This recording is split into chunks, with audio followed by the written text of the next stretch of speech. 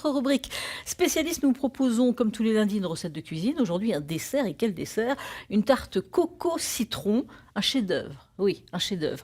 Une idée d'Oriane Leblanc. Bonjour Oriane. Bonjour. Je dis un chef-d'œuvre parce qu'elle est magnifique cette Merci. tarte. Vous êtes blogueuse cuisine spécialisée dans la pâtisserie. Votre blog Sucre d'orge et pain d'épices. Alors il faut préciser que vous avez reçu un prix, le prix du meilleur blog de France, un prix décerné par le magazine Relais Dessert. Félicitations. Merci. Donc vous devez être ravie. Oui. Votre blog existe depuis combien de temps? Depuis 2013. Depuis 2013. Et puis ce n'est pas tout, vous avez eu d'autres prix. J'ai participé à d'autres concours, un concours organisé par le chef Michalak. Oui. Je suis arrivée deuxième. Très Et bien. puis aussi un concours organisé par les hôtels Barrières. Ouais. Je suis allée cuisiner dans les cuisines du Fouquet. Ah là, une expérience là. Belle expérience. Bah oui, belle expérience. Et là, vous êtes arrivée aussi Deuxième. Deuxième. Voilà. Bon, il reste plus qu'arriver première, mais deuxième, c'est formidable. Faut bien préciser que c'est une passion la cuisine pour vous, parce que ce n'est pas votre métier. Non. Vous êtes institutrice. Oui, c'est ça. Et vous justement, vous faites ça en plus. Donc, une passion réelle. Et on le remarque vraiment, cette tarte citron qui est magnifique et coco. Combien de temps pour réaliser? 1h30, 2h. 1h30, 2h. Alors, on va tout vous expliquer. Les ingrédients qu'il faut pour cette recette. Alors, pour faire le sablé coco, il faut de la noix de coco râpée, de la farine et de la cassonade. Oui. Qu'on mélange ensuite avec du beurre et puis un jaune d'œuf. Pour la mousse noix de coco, il faut de la crème de coco, de la crème entière et du chocolat blanc. Oui. Et pour le lemon curd, il faut du jus de citron, des œufs, du sucre et de la maïzena. Combien de grammes, justement? Alors, 30 grammes de poudre d'amande, de noix de coco râpée, de cassonade, 60 grammes de farine pour 50 grammes de beurre et un jaune d'œuf. Ici, 165 grammes de crème de coco pour 100 grammes de crème et 60 grammes de chocolat blanc.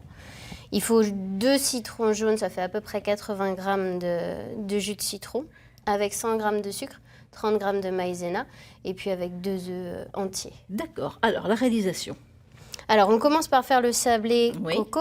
Donc, on mélange tous les ingrédients secs avec le beurre bien froid. On frotte entre les mains pour sabler, ce qu'on appelle sabler, bien réhydrater tout le produit sec. Et ensuite, on ajoute le jaune d'œuf. On fait cuire 15 minutes à 180 degrés.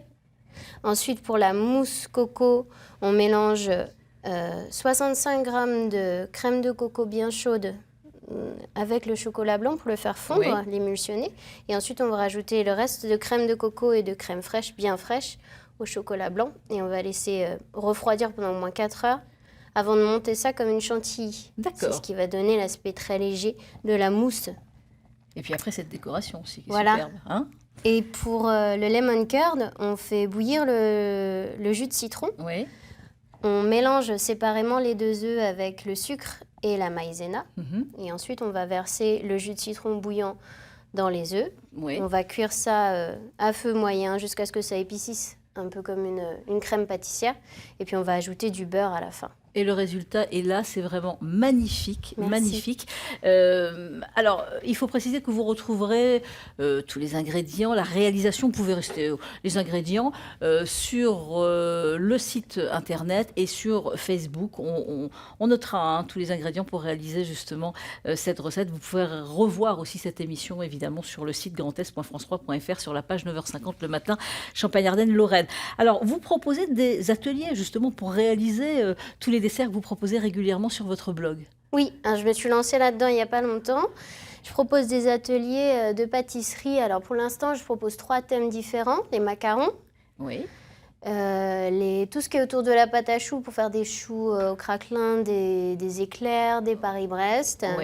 Et puis justement un atelier pour faire des tartes comme ça que j'appelle des tartes contemporaines avec une base de biscuits et puis sur lequel on vient pocher des mousses, des crémeux, des choses comme ça. Alors le prochain, on trouve toutes les indications sur le site, c'est ça? On peut s'inscrire directement sur le site et le prochain c'est un atelier de macarons qui a lieu le 23 mai, c'est un mercredi après-midi. Vous pouvez vous inscrire sur le site, c'est le blog en tous les cas, Sucre d'orge et pain d'épices, et toutes les semaines vous proposez des recettes différentes. Voilà, une création.